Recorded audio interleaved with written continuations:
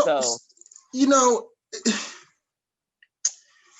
thank you, Crystal. I could not ask literally for two people. If I had 50 people on here from all different races, I still believe in my heart, y'all two would be definitely the leader of this, because you are in this small space. And again, I'm going to put this on YouTube, on LinkedIn, on, get Twitter, get people to see it. This is what people needs to hear.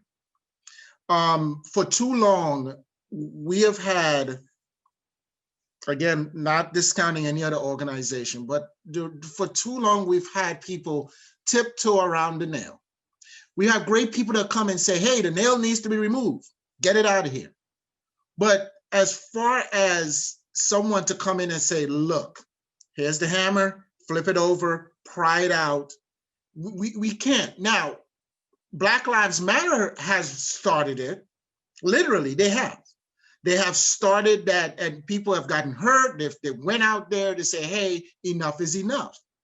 So before we wrap it up, I want to go back to something you said, Crystal. You said, which needs to be heard. A lot of people don't like talking about this.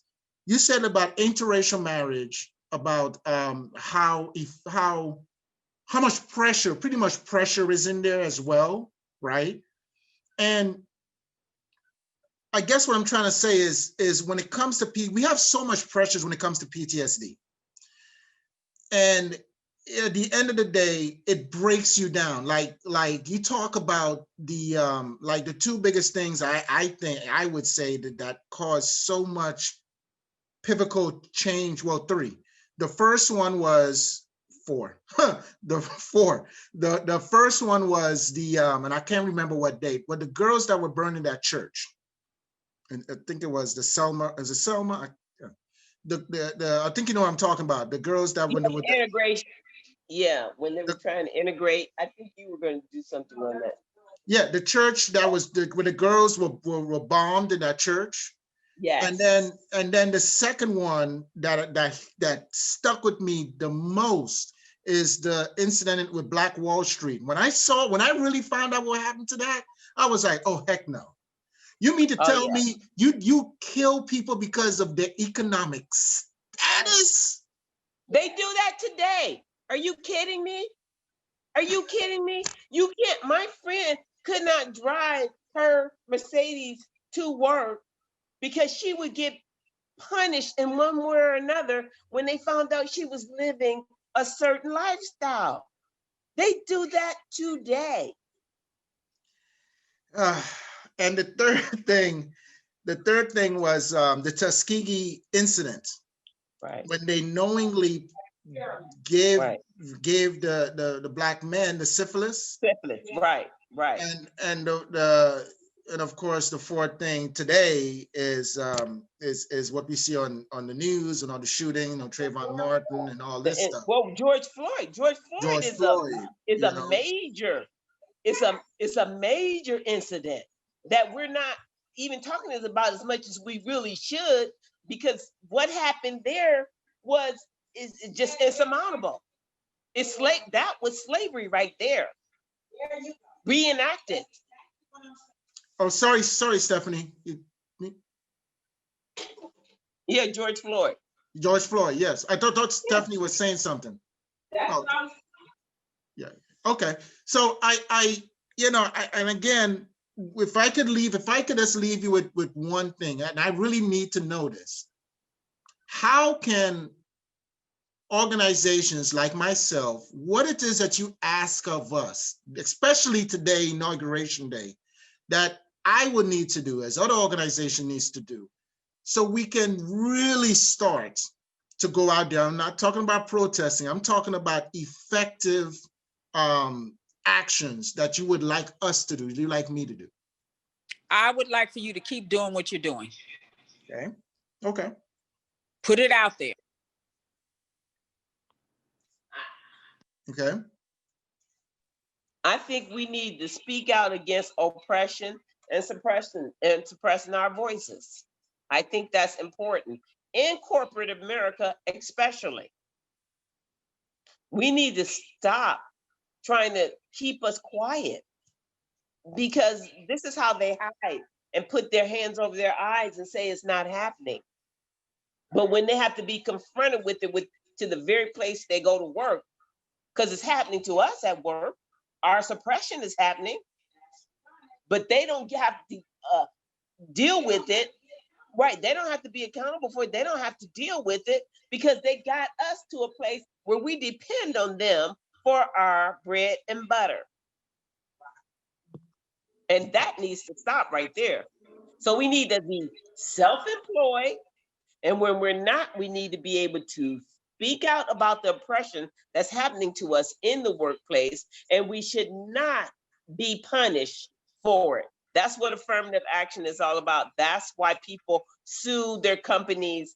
And the thing about it is that they don't say the things that they used to say. I was in HR for 30 years. So I defended cases like this forever. So they don't say what they used to say. They still suppress you and oppress you, but they do it in an underhanded way. And they use other Black people to do it to you. Yeah.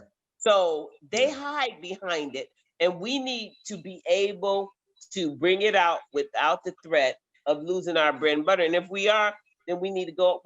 That's why it's important that we are our own business owners. That's exactly why. Right. I would always agree. Since back in the day, it was fine when, back in the day when the men was the breadwinners and they were at home and women were there taking care of the house and everything. Then you depend on one salary. It was fine. The men could go in there and take the brunt of all the crap that went on in corporate America. Now it's both people going into the office taking crap. And so that's another reason why they come home and fight and stuff. So what we need to do is at least have one of the people in the household be a entrepreneur, and one person go out and get the money from the corporate America and take the crap, while the other person can hold down the fort for when that person gets fed up and have to tell them what they're doing is wrong, or they can't deal with it anymore and they can walk away. I mean, it's serious. We have to have a strategy, but we can come out of this. We just have to know how. There are so many things that went on in our history. One of them I just thought about it when Crystal was talking, was women's liberation. That was not for Black women. We have not been in the kitchen to get out of the kitchen. So that cannot be qualified. Right.